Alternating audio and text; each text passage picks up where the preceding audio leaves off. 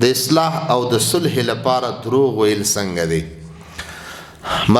مردم ما خو به خاطر جنگ انداختن دروغ میگن، خدا نگاه کنه او د جایش مانده د کوشش عزیز کی چه رقم یک چند دروغ کتش یک مرچ و مسالش یک جا کرده یک گپ کس گفته باشه، یعنی مرچ و مسالش انداخته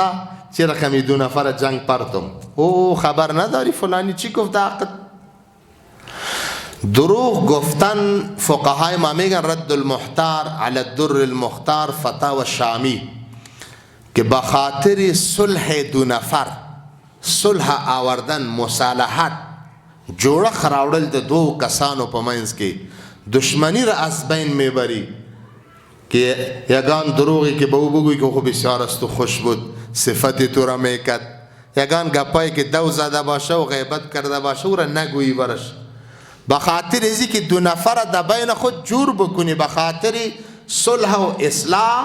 فقهای ما میگن فتاوی شامی که الصلح بین الاثنین استثناءات میں ہے کہ بخاطر صلح در بین 2 نفر دروغ گفتن جایز است.